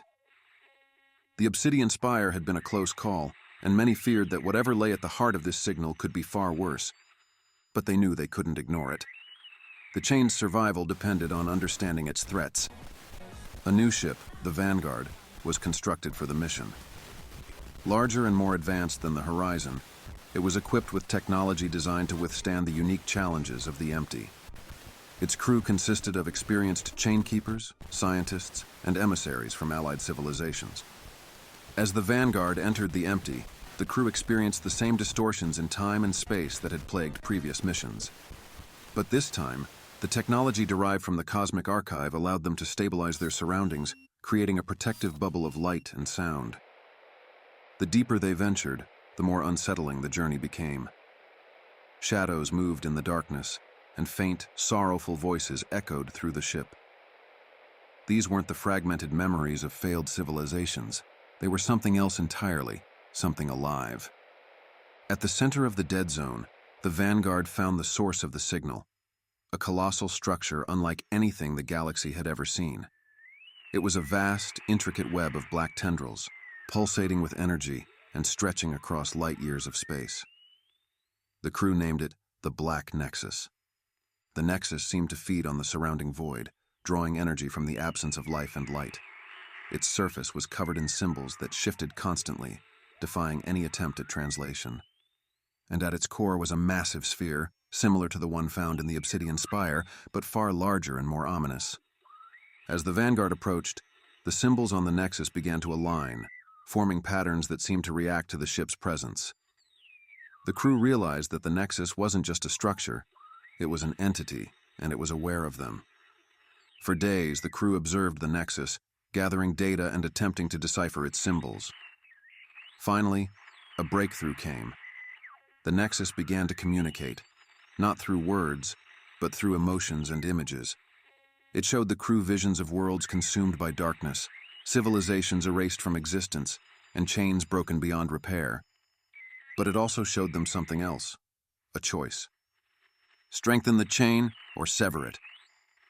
The Nexus wasn't an enemy, but it wasn't a friend either.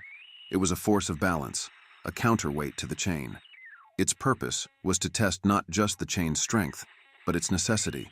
If the chain proved to be more of a burden than a benefit, the Nexus would act to dismantle it. The crew realized the stakes were higher than they'd ever imagined. The test wasn't just about survival, it was about proving that the chain was worth preserving. The Nexus presented a challenge. It would recreate scenarios from the chain's history, amplifying the conflicts and fractures that had threatened its integrity. The crew would have to navigate these challenges, demonstrating the chain's resilience and adaptability. The tests were grueling. The Nexus forced the crew to confront their deepest fears and prejudices, pitting them against simulations of their own civilizations. Alliances were strained, and some members faltered under the pressure. But others rose to the occasion, drawing on the lessons of the cosmic archive and the strength of their shared mission. In the final test, the Nexus recreated the Obsidian Spire, this time amplifying its chaotic energy to destabilize the crew. It was a battle of wills, a struggle to hold on to hope in the face of overwhelming despair. Against all odds, the crew succeeded. By working together, they stabilized the Nexus's core, proving that the chain could withstand even the most extreme challenges. The Nexus emitted a final pulse of energy, its symbols aligning into a single unified pattern, the symbol of the unbroken circle. The Nexus began to dissipate, its tendrils retracting and its energy fading. Before it vanished entirely, it left one last message. The chain holds, for now. The Vanguard returned to the galaxy with a renewed sense of purpose. The test had shown that the chain was strong, but also fragile. It required constant care, not just from the chain keepers, but from every civilization that was part of it. The Nexus's warning served as a reminder that the test would never truly end. The chain wasn't just a structure, it was a living, evolving entity, shaped by the choices and actions of those who upheld it. As humanity and its allies looked to the future, they knew one thing for certain. The journey was far from over. The stars still held mysteries, and the universe still posed questions that demanded answers. But as long as the chain endured, so too would the hope of connection, unity, and growth. The Nexus's disappearance brought hope, but also unease. The message it left, the chain holds, for now, lingered in the minds of all who heard it. While the galaxy celebrated the resilience of the chain, some couldn't ignore the implied fragility. For now suggested that the balance was temporary, and the chain's true test was still to come. The chain keepers expanded their ranks, recruiting from even the most remote civilizations. Their mission was no longer just to protect the chain. It was to prepare for what might come next. New training centers sprang up across the galaxy, each one focused on fostering not only skills and knowledge, but also the emotional resilience needed to confront the unknown. As the chain grew, cracks began to form, not from external threats, but from within. Some civilizations questioned the chain's purpose, arguing that it demanded too much unity at the cost of individuality. They resented the influence of the cosmic archive, viewing it as a tool for conformity rather than progress. A faction began to emerge, calling themselves the Free Wardens. They believed that true growth came from divergence, not unity. To them, the chain was a prison, binding civilizations to a single path instead of allowing them to forge their own. At first, the Free Wardens were dismissed as radicals, their influence limited to a handful of worlds. But their message resonated with those who had struggled to adapt to the chain's demands. As their numbers grew, so did their willingness to act. The Free Wardens' first major act of defiance came in the form of sabotage. On the planet Nixara, a vital hub for the Cosmic Archive's distribution, a series of coordinated attacks disabled key infrastructure. Entire sections of the Archive's data went dark, leaving gaps in the knowledge that had been carefully preserved for centuries. The Chainkeepers were quick to respond, but the damage was done. The attack not only disrupted communication and education, but also sowed distrust among the Chain's members. Some civilizations began to question whether the Archive could truly protect them, or if it had become a vulnerability. The Free Warden's message spread like wildfire. The chain is breaking. Let it fall. The Chainkeepers launched an investigation to track down the Free Warden's leaders. Intelligence suggested that their operations were based in a distant system on the outskirts of the galaxy, a region known for its isolation and lawlessness. A team of elite Chainkeepers, led by a seasoned veteran named Kale Varen, was dispatched to infiltrate the Free Wardens and gather information. Kale was a respected leader, known for his unwavering loyalty to the chain and his ability to unite even the most divided teams. The mission was dangerous, requiring Kale and his team to operate in secrecy. They disguised themselves as traders, navigating a web of black markets and hidden networks to reach the Free Warden's stronghold. What they found there shocked them. The Free Warden's base was more than a hideout. It was a thriving community, complete with farms, schools, and workshops. The people there weren't soldiers or terrorists. They were families, scientists, and artists, all working to build a society outside the chain. Kale's team uncovered documents and recordings that revealed the Free Warden's motivations. They weren't trying to destroy the chain out of malice. They genuinely believed it was flawed. They argued that the chain prioritized unity at the expense of creativity and innovation, stifling the diversity that made civilizations unique. But among the files, Kale found something far more troubling: evidence that the Free Wardens had been in contact with another force. The transmissions were encrypted, but the symbols bore a chilling resemblance to those of the Nexus. The Free Wardens didn't know it, but they were being manipulated. The encrypted transmissions weren't just from another faction. They were from remnants of the Nexus, fragments of its consciousness that had survived its collapse. These fragments had found a way to influence the Free Wardens, using their discontent to weaken the chain from within. Kale realized the gravity of the situation. The Nexus hadn't disappeared. It had adapted. Its fragments were sowing division, exploiting the cracks in the chain to prepare for its return. The team relayed their findings back to the Chainkeepers, but their message was intercepted. The Free Wardens discovered Kale's true identity, and chaos erupted in the stronghold. Kale and his team fought to escape, but not without losses. 2 members of the team were captured, their fate uncertain. Kale's report threw the Universal Assembly into turmoil. The Nexus's continued presence posed an existential threat, but the Free Warden's grievances couldn't be ignored.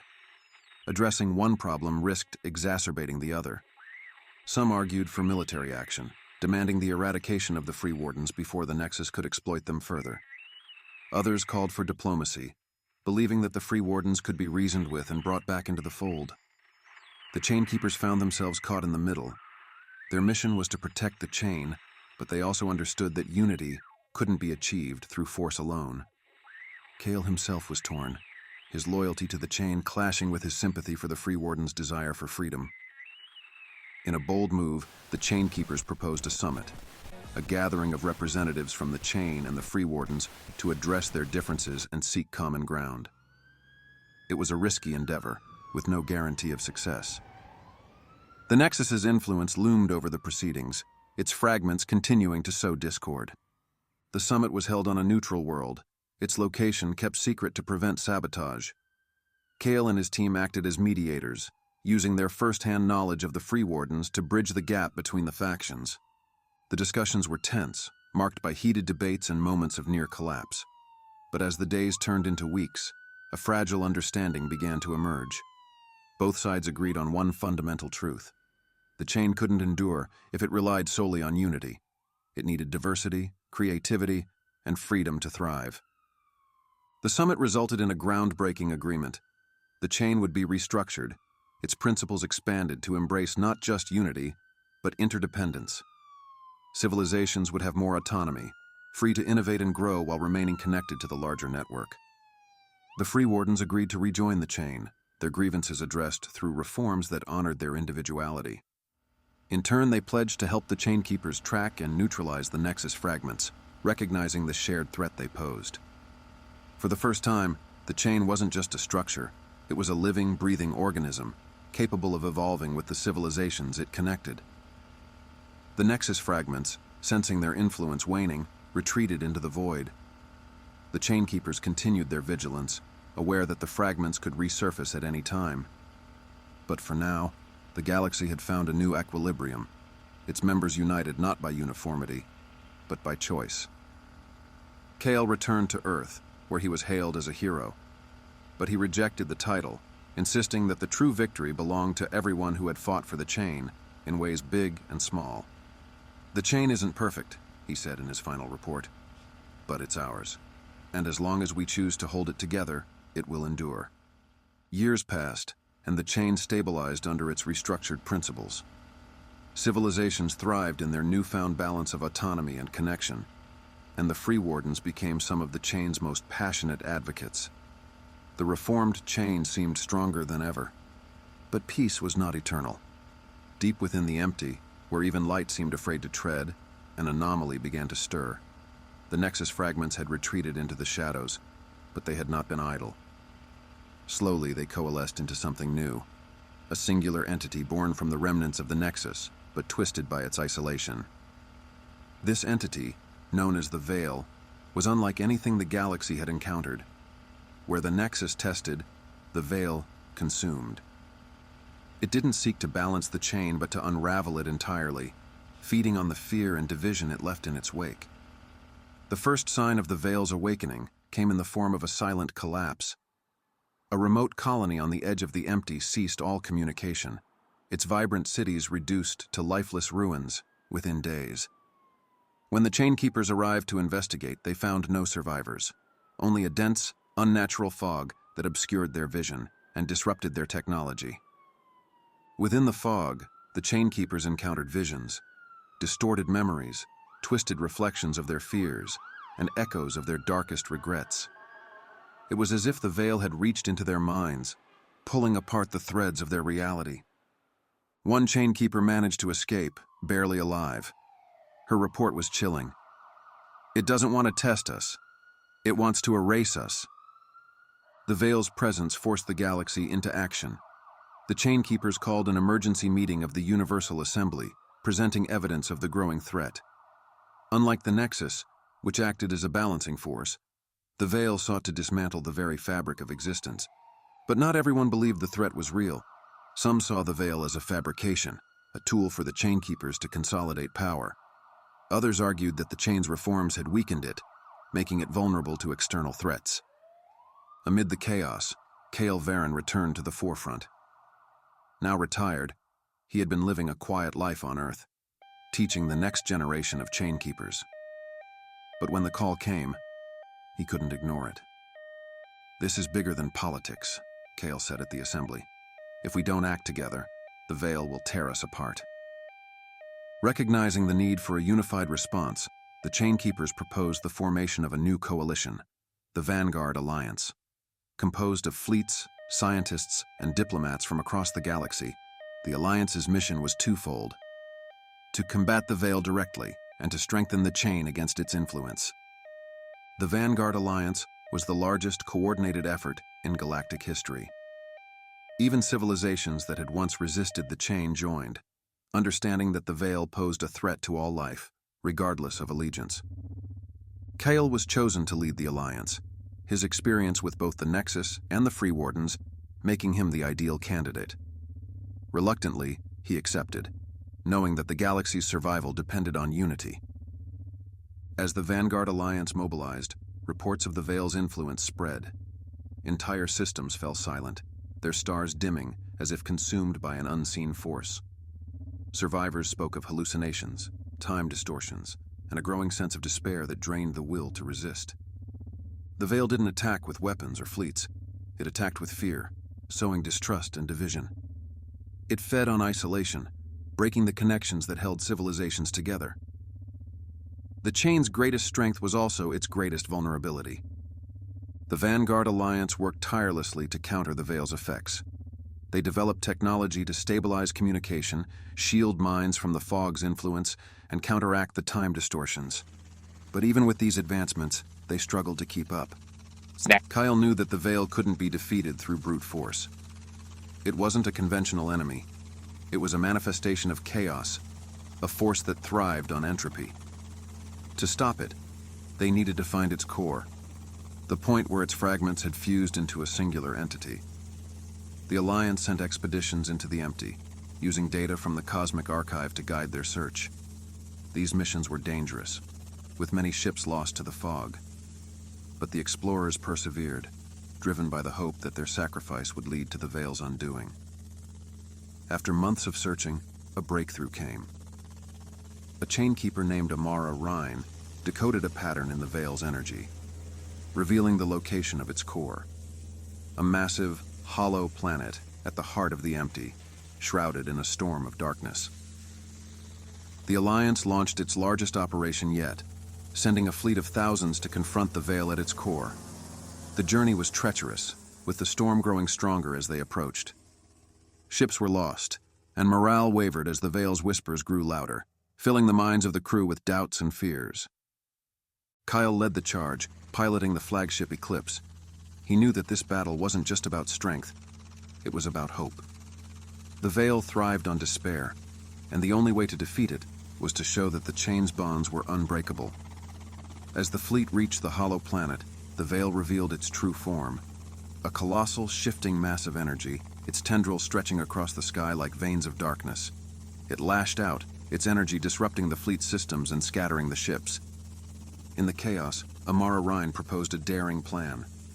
The Cosmic Archive had shown that the Veil's energy could be counteracted by the harmonies of the chain, the same connections that had kept civilizations united for centuries. Kale ordered the fleet to focus their energy on a single point, channeling their power into a beam of light that represented the unity of the chain. The beam struck the Veil's core, and for a moment, the darkness wavered. But the Veil wasn't defeated. It fought back, its energy surging with renewed fury.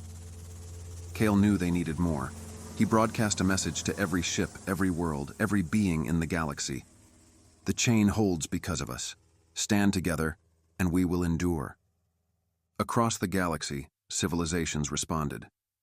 From the smallest colony to the largest metropolis, people channeled their energy, their hope, their will to survive into the chain. The collective strength of billions flowed through the fleet, amplifying the beam of light until it overwhelmed the Veil. With a final, deafening roar, the Veil shattered, its energy dispersing into the void.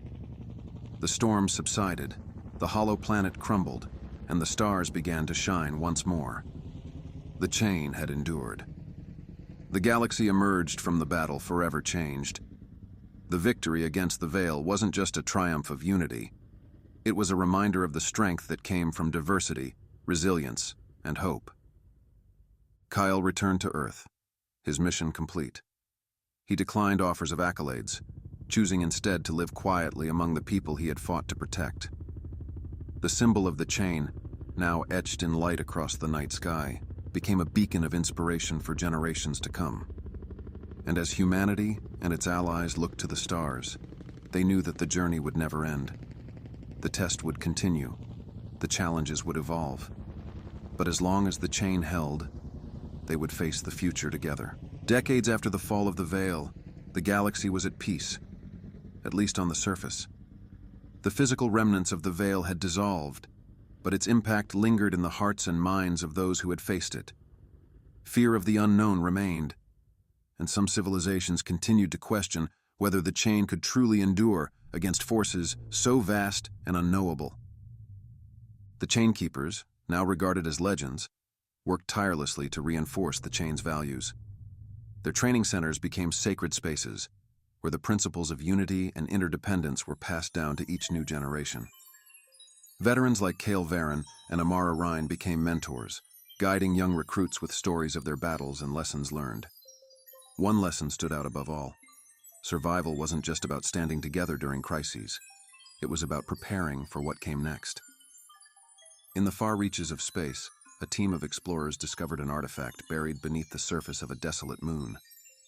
The artifact resembled the monoliths left by the visitors, but its design was more intricate, its energy signature unfamiliar. When activated, it emitted a pulse of light that reached across the galaxy, carrying with it a single phrase in every known language: "You are not yet finished." The message sent shockwaves through the chain. Who had left the artifact, and what did it mean? Was it a message from the visitors, a remnant of the veil, or something else entirely? The discovery reignited the galaxy's sense of urgency, reminding everyone that their journey was far from over. The artifact's pulse provided a map, a star chart pointing to a region of space beyond the empty, a place no ship had ever ventured. The Chainkeepers called for volunteers to lead an expedition, knowing the risks involved.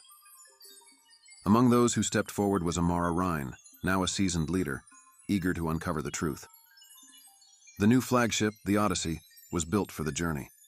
It combined the latest technology from the Cosmic Archive with innovations inspired by the Free Warden's philosophies. Its crew was a mix of experienced chainkeepers, scientists, and representatives from allied civilizations, symbolizing the chain's strength and diversity. As the Odyssey set out, the galaxy watched with bated breath, knowing that whatever they found could change everything. The journey to the artifact's destination was unlike anything the crew had experienced. As they moved beyond the empty, they encountered phenomena that defied explanation. Rivers of light flowing through space, fields of crystalline structures that hummed with energy, and stars that pulsed in rhythm with their ship's systems. The crew began to experience strange sensations, dreams of places they'd never been, memories that didn't belong to them, and a deep sense of being watched. It was as if the very fabric of space was alive, aware of their presence. When they finally reached the coordinates, they found themselves in a vast expanse of swirling energy. At its center was a structure so massive it seemed to stretch into infinity. The crew named it the Infinite Spire. The spire was unlike anything the galaxy had encountered.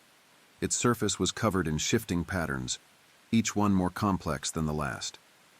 As the Odyssey approached, the patterns began to align, forming symbols that resembled those of the visitors, but carried a deeper, more intricate meaning. Amara led a team into the spire, navigating its labyrinthine corridors and deciphering its symbols. Inside, they found chambers filled with floating orbs of light, each one containing fragments of memories, voices, and images from civilizations long gone. It was as if the spire was a library, a record of existence beyond the chain. At the heart of the spire, they found a central chamber where a single monolith stood. Unlike the others, this one radiated warmth, its surface glowing with golden light. When Amara touched it, a voice filled the chamber, soft yet commanding. "The test is not over. It has only begun." The monolith revealed a startling truth. The chain was not the end goal, it was a foundation. The galaxy's unity was a stepping stone for a greater purpose, one that extended beyond their understanding. The visitors had been guides, but they were not the architects. The true architects remained unseen, watching, waiting for the chain to evolve further. The monolith spoke of the Great Convergence, a moment when all civilizations would be called upon to face a challenge that would determine the fate of not just their galaxy, but the universe itself. The spire was a preparation ground, a place where the chain could learn, adapt, and grow. Amara and her team returned to the Odyssey, their minds reeling from the revelation. They knew they couldn't keep this knowledge hidden, but they also understood the risks of sharing it. How would the galaxy react to the idea that their greatest achievement was merely the beginning? When the Odyssey returned and shared its findings, the galaxy erupted in debate. Some civilizations embraced the idea of the Great Convergence, seeing it as a chance to prove their worth and fulfill their ultimate purpose. Others were more skeptical, fearing that the chain was being manipulated for a purpose they couldn't comprehend. The Free Wardens, now fully integrated into the chain, voiced their concerns. "If we're being tested again," one of their leaders said, "how do we know the Architect's intentions are just? How do we know this isn't another veil in disguise?" The Chain Keepers worked tirelessly to mediate the growing tensions, but unity was harder to maintain than ever. The galaxy stood at a crossroads, torn between hope and fear, purpose and doubt. Despite the divisions, preparations for the Great Convergence began. The Chain Keepers and their allies delved deeper into the cosmic archive and the records of the Infinite Spire, seeking clues about the architects and the challenges that lay ahead.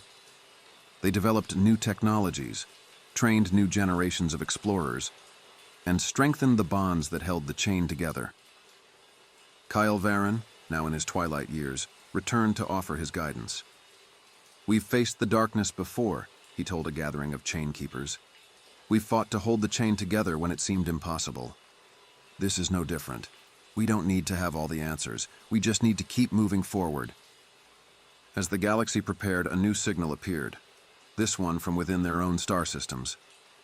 It was faint, almost imperceptible, but its patterns matched those of the Infinite Spire. The signal wasn't a call, it was a countdown. The Great Convergence was closer than anyone had imagined. The signal's countdown sent ripples through the galaxy.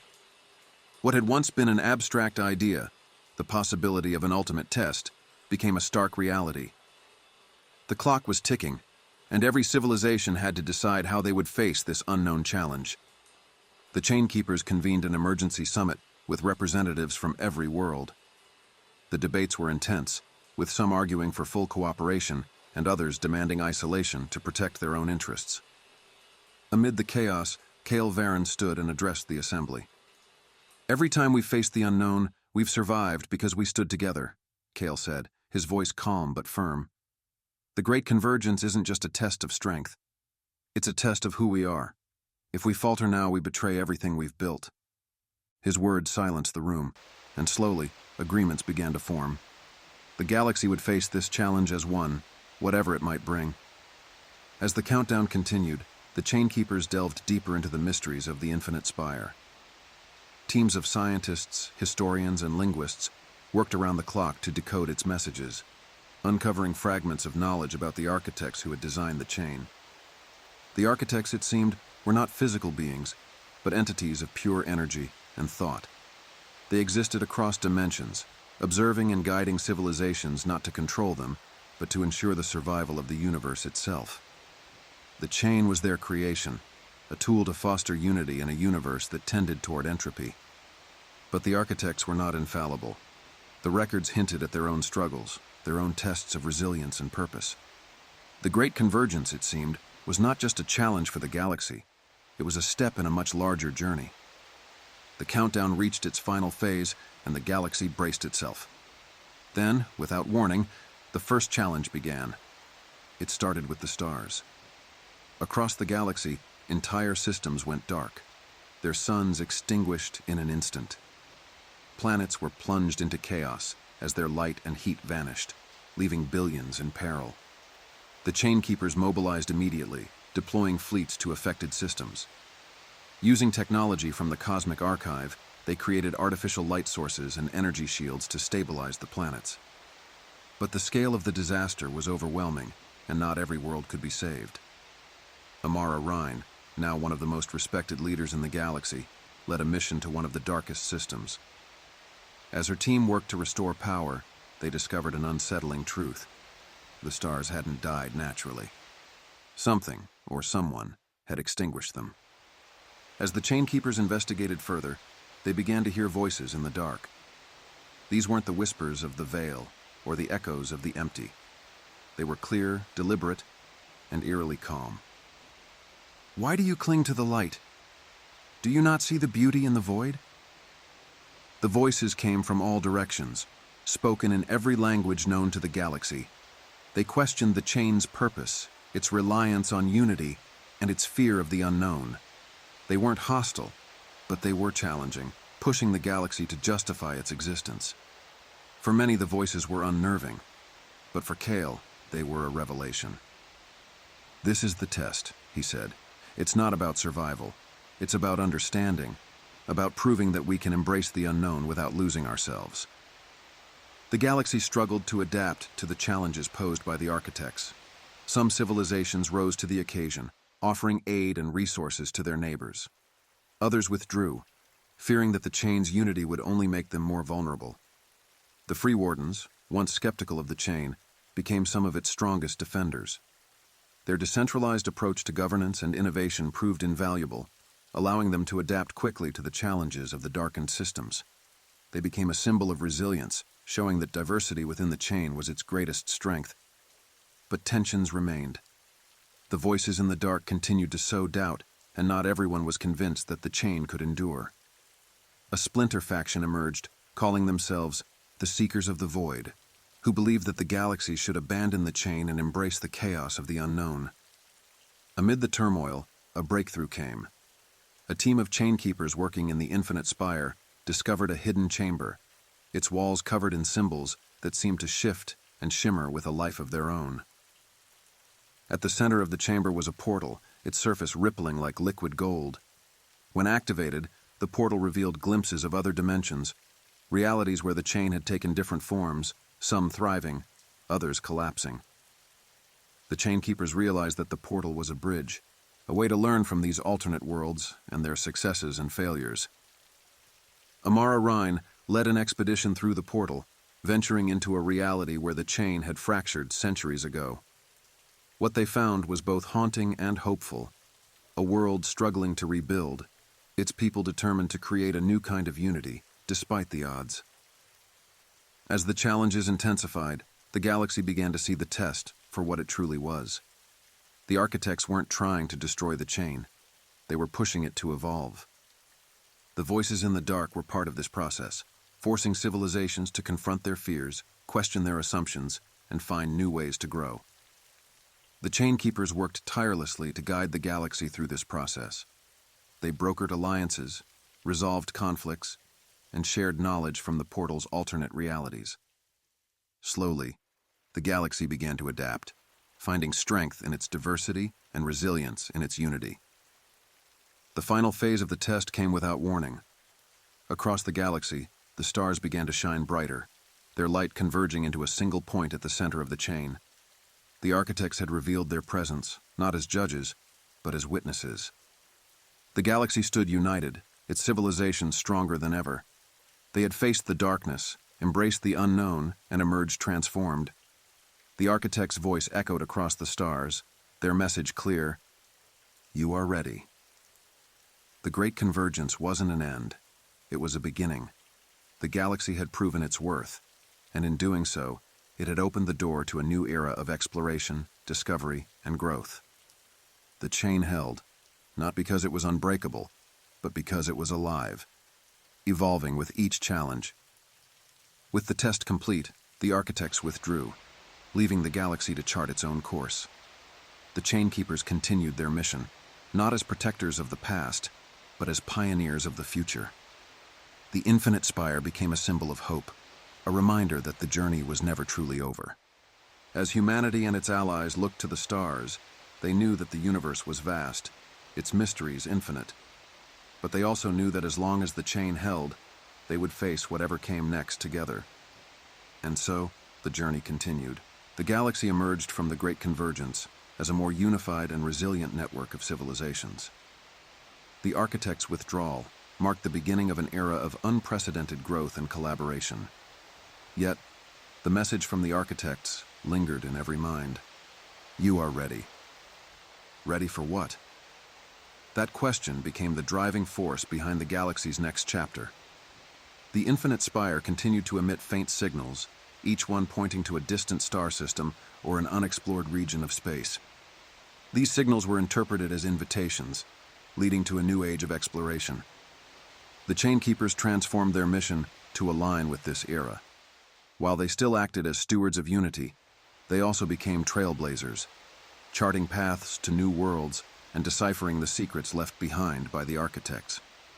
The flagship Odyssey, once the spearhead of discovery, was retrofitted with new technologies inspired by the Infinite Spire. Amara Rhine, though hesitant to lead another mission after the strain of the Convergence, agreed to helm the next great journey. The mission was simple: follow the Spire's latest signal to the edges of the known universe. The Odyssey's crew represented every corner of the chain, from the Free Warden's rugged engineers to the scholars of Earth. It was a microcosm of the galaxy's unity, embodying the diversity that had become its greatest strength. The signal led them to a star system veiled in a shimmering, translucent barrier, a phenomenon that defied the laws of physics. As the Odyssey approached, the barrier parted, revealing a cluster of planets orbiting a radiant, pulsing star. The star at the center of the system wasn't a typical celestial body. Its energy signature matched that of the Infinite Spire, suggesting it was a construct, an artifact of the architects themselves. The crew named it the Star of Origin, believing it to be a cornerstone of the chain's creation. The planets orbiting the Star of Origin were equally extraordinary. Each one hosted ecosystems that seemed tailored to different aspects of the chain's values: collaboration, innovation, resilience, and balance. It was as if the architects had built these worlds as a living demonstration of what the chain could achieve. Amara and her team landed on one of these planets, a verdant world teeming with bioluminescent forests and crystalline rivers. They encountered structures that resembled the monoliths, but on a grander scale. Vast temples carved with symbols that glowed with an inner light. Inside one of the temples, the crew found an activation chamber. When Amara touched its central console, the symbols began to move, forming patterns that spoke directly to her mind. The architect's voice returned, softer now, yet still filled with purpose. You have reached the first step. What lies ahead is not a test, but a choice. The voice explained that the Star of Origin was one of many such systems scattered across the universe, each serving as a gateway to new dimensions of existence. These gateways weren't just physical. They represented opportunities to transcend, to evolve beyond the limitations of the material world. But with the gateways came responsibility. The architects warned that misuse of their power could lead to destruction on a scale far greater than the veil or the empty. The chain had to decide whether to embrace this next step or remain within the bounds of its current understanding. The Odyssey returned to the galaxy with the architect's message, sparking a debate that would define the next era. Civilizations divided into three schools of thought. The Ascendants. These civilizations believed the gateways were a gift, a chance to reach heights of understanding and existence never before imagined. They advocated for full exploration and integration of the gateway's powers. The Preservers. Cautious and pragmatic, this group argued that the galaxy wasn't ready for such profound changes. They feared the potential for misuse and believed the chain should strengthen itself before taking the next step. The Skeptics. Distrustful of the architects, these civilizations saw the gateways as traps, designed to manipulate or enslave those who used them. They called for the chain to sever its connection to the gateways entirely. The Chainkeepers, caught in the middle, worked to mediate the debate. Kyle Varon, now retired but still a trusted voice, urged caution tempered with curiosity. We've faced the unknown before, he reminded them. But we've also learned the cost of moving too quickly. Balance is our strength. Despite the divisions, a coalition of Ascendants and Chainkeepers agreed to open the first gateway. The activation process required immense energy, drawn from the Infinite Spire and the Star of Origin. The gateway shimmered into existence, a swirling portal of light and shadow that seemed to pulse with its own heartbeat. A small expedition team was chosen to step through, led by Amara Rhine. As she crossed the threshold, the galaxy held its breath. What lay on the other side was breathtaking. The gateway led to a realm of infinite possibilities, a place where time, space, and matter were fluid, shaped by thought and intention. It was a realm that defied description, a canvas upon which civilizations could paint their future. But it wasn't empty. As Amara explored, she encountered beings of pure energy, neither hostile nor friendly, but curious. They seemed to recognize her, their forms shifting to mirror her movements. They didn't speak, but their presence carried a single message. Prove yourselves. The Gateway realm was filled with challenges, each one designed to test a different aspect of the chain's values. The expedition faced trials of trust, ingenuity, and perseverance, their success dependent on their ability to work together. Amara's leadership was instrumental. Drawing on her experiences with the Veil and the Infinite Spire, she guided her team through the trials, showing that the chain's strength lay not in uniformity, but in the harmony of its differences. After weeks within the realm, the team reached its center, a vast, glowing sphere that pulsed with the energy of countless civilizations. When they touched it, the architect's voice returned, this time filled with warmth. You have chosen wisely. The path is yours. The expedition returned through the gateway, their success a beacon of hope for the galaxy. The ascendants celebrated, the preservers called for cautious exploration, and even the skeptics couldn't deny the potential of what had been discovered. The Gateway realms became the next frontier, a place where civilizations could learn, grow, and connect in ways that transcended their previous understanding. The chain expanded, not just across space, but into dimensions that had once been unimaginable. As the galaxy embraced this new era, the Chain Keepers evolved once more. They became not just stewards of unity, but guardians of possibility, guiding civilizations as they explored the vast potential of the gateways. Kale Varen passed away, his legacy etched into the chain's history. Amara Rhine became a symbol of hope and courage, her name spoken alongside the architects as a guide for the future. And as humanity and its allies ventured into the unknown, they carried with them the lesson that had defined their journey. The chain is not just a bond, it is a promise to endure, to grow, and to face the infinite together.